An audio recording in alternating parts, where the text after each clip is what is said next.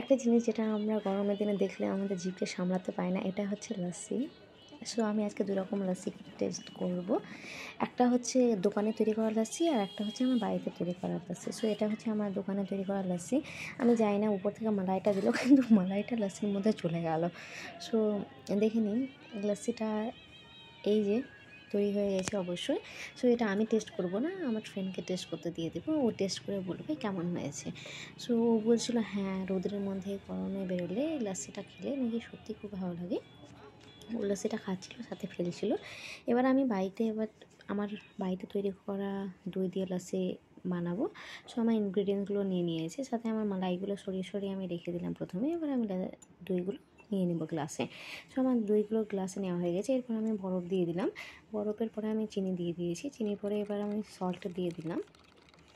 তারপর ভালো করে মিক্স করে একটু ঠান্ডা জল দিয়ে মালাইগুলো উপরে দিয়ে দিলাম। দেখুন আমার মালাইটা আবার ওর দোকানের মতো আবার চলে যাচ্ছে না।